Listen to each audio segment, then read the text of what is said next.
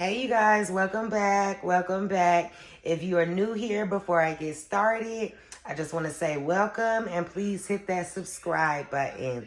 But I'm going to go ahead and jump right into the video because it's going to be a really quick and basic video. But I want to review my Roland bn20a. I have the A model machine today because I've officially come up on 1 year of owning it, and needless to say, I'm selling it. So the new owner is coming to pick it up this evening, so I want to go ahead and do my review on it before I sell it. The machine itself right now retails for about $5,500, and that's before tax. So once you add in tax and then freight shipping, you're going to come out of pocket about $6K. It's a good printer. It's going to pay for itself. It's a good investment. It prints 20 inches wide. Right now, I have some sticker paper in here that'll print like cup decals and permanent stickers like that. Let me show you. Like, this is what I just printed off of that paper. These are some vinyl glass wraps. And you see how I cut it out? But it prints really good quality. Me personally, I only used it for cup wraps and t-shirt transfers. And it did good with me. It did good. Now I'm explaining. When you first get the machine, it does come in a freight. So these things right here, they tell you to save them when you get it because they're on the inside, and you put them on the inside so that way the print head can't move back and forth. And then it also, as you can see, it takes roll paper. I'll show you. Like, you see how it's on a roll in the back, and you lift that out to swap the paper. And you feed it in through there. It has like the media clamps and stuff. And then, like I said, I have the bn20a, so mine takes 4. It's a CNYK. It takes 4 inks. And let me tell y'all, I have the regular size ink cartridges. They even have the extended ones that are like double that size. And when I say I printed so much out of the cartridges, even when it's saying it's low, you can still get a good amount of prints out of it. So all in all, it's been a good printer. And I'm going to tell you exactly what it can do. Because like I said, I used it for stickers and like glass wraps and stuff. But you can make window clings with it. You can make car decals. You can make wall banners and signs. A lot of people I know do the graduation signs and stuff on them. I mean, like, the possibilities are limitless when it comes to this machine. The only downside to this machine is it does print slow. And a lot of you might know, like, with my transfer shop, I have a pretty high demand for my transfers. So I need something that's going to keep up with that. And the machine does print slow. Then each design that you want to send to the machine for the first time, you have to add cut lines to it. So that the way the machine knows how to cut that out. That in itself is a whole nother topic. But for me, for my cut lines, I use Silhouette Studio, and I do an image trace in Silhouette Studio, and then I import it into my Adobe Illustrator. I turn it into a cut line in there, and then it is ready to go to the VersaWorks software. The VersaWorks software is the software that runs this computer. And that's another reason why I am selling it. Because you do have to have a Windows computer to run this. But for me, it wasn't that bad because I will prepare all of my pictures on my iMac, and then I would just upload them to my Google Drive. Then I would go into my Windows computer, download it from the Google Drive, and send it to the machine. And I never send a single print. I always make gang sheets so I can print out a lot at a time. And that's what I would suggest you do as well. Always print with gang sheets. Don't try to do single images because you want to use the least amount of material as possible. Because that's another thing about the machine. it is like a commercial type of machine, so the materials for the machine is expensive.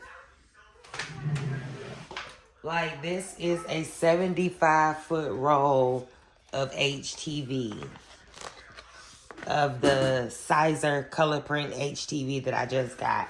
And that roll right there cost me almost $200. It was like right at $200 for that one roll. But you can make a lot of transfers out of that roll. But like I said, all in all, it's a good printer.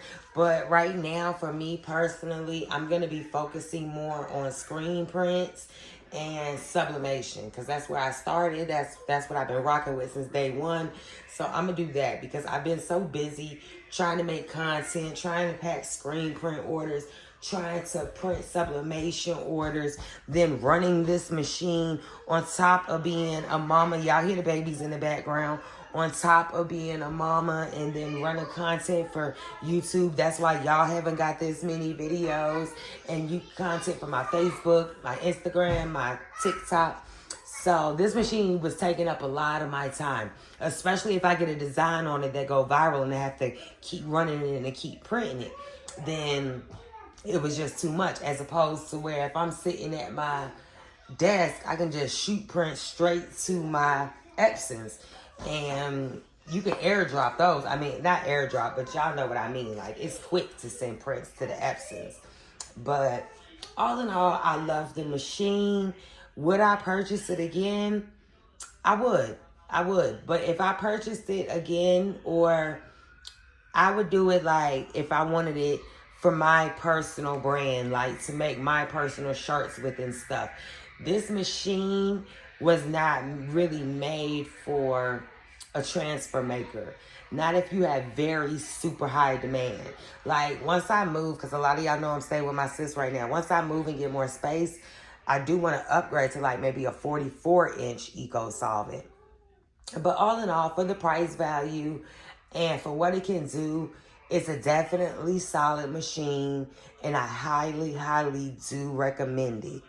And I'm also going to drop in some videos at the end of this, since I really didn't show it running and stuff. But I'll drop in some videos at the end to show you it in action and to show you that the products and stuff that I made. And then let's talk about the maintenance real quick. The maintenance on the machine is one of the reasons why I got it.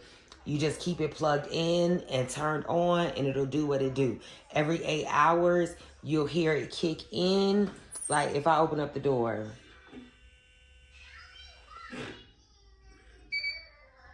And let me close the door.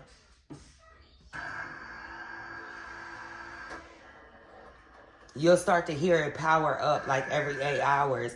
And that is the machine cleaning itself. It makes like a loud clicking noise when it goes to cleaning itself. So it does clean itself.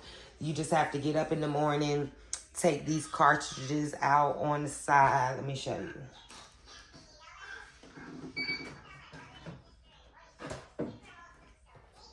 These are the cartridges that it comes with. It uses the Eco Solvent Max 2. And like I said, you get a lot of ink out of these cartridges. And this is basically the only maintenance you got to do besides making sure your machine is dust-free and wiping off the print head every once in a while. But you just get up in the morning, you shake your cartridges, take each one out and shake it, and then pop it back in. And you do that 4 times because you have 4 cartridges. Another thing is, these printers, just like all other printers, they really don't like dust. So just make sure you keep an air purifier running by it. I have one in the room, but I just turned it off because I didn't want y'all to be able to hear that in the back of the video. But that's about it. I will leave the printer link down below for people who are interested in it. And you guys know Roland just came out with another machine. It's the Roland bn20a for DTF. And at first I wanted to try that, but I just haven't heard really any good things about it. And then I feel like if you're spending $6,000-$7,000 on a machine, a DTF machine at that, there needs to be some type of way you can hook that machine up to a shaker machine. And you can't hook it up to a shaker machine. And then you can only print so much at a time.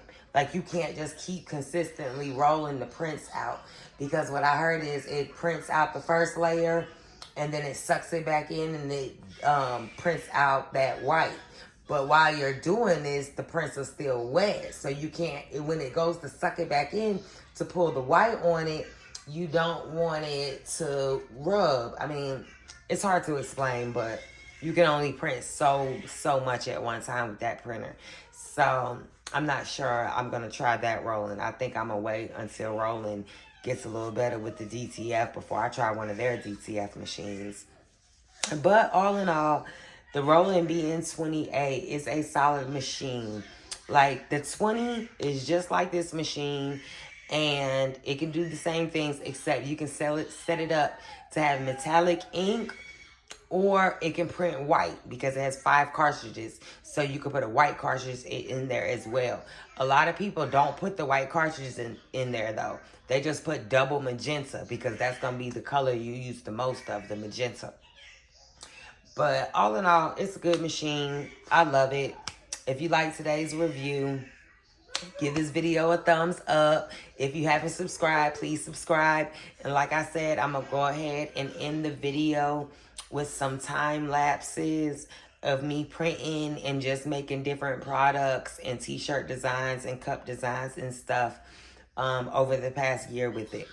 If I had to rate it 1 out of 10, I would give it a good 6.5. And the only reason I give it a good 6.5 is because, like I said, it does print slow. Well, it doesn't even print slow. Like, the printing slow isn't even the point, the worst part. It cuts slow.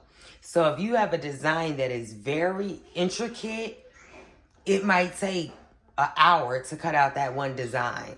So that's why I give it a 6.5. Like, for this machine to cost so much, it should cut out a lot faster than what it does. Like, a lot of people in the Roland group that have this machine have it feeding into a different cutter.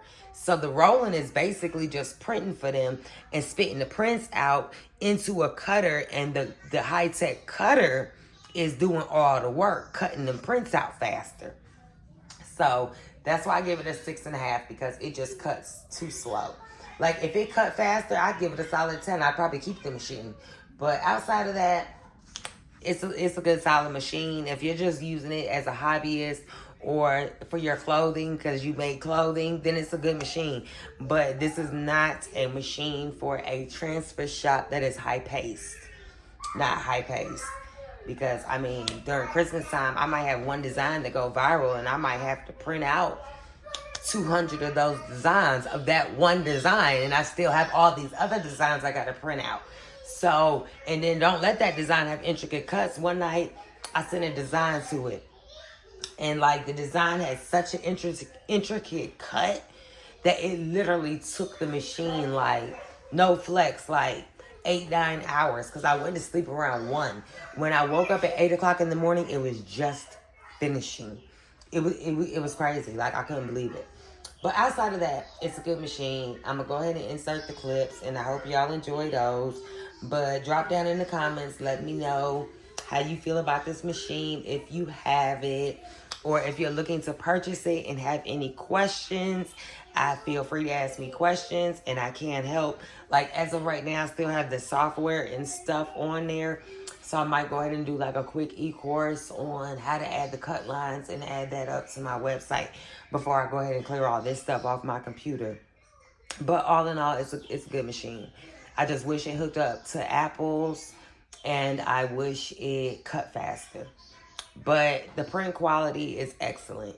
The print quality is excellent. But like I said, for a $6,000 machine, you think it would cut a lot faster. A lot faster. And it is a big learning curve. It is a big learning curve, especially if you don't know designing software. But I've been talking for 15 minutes already. So I'm going to go ahead and just drop in some footage and let y'all see the machine in action. I hope you guys enjoyed today's video. And please like, comment, subscribe, and share. All right, until next time.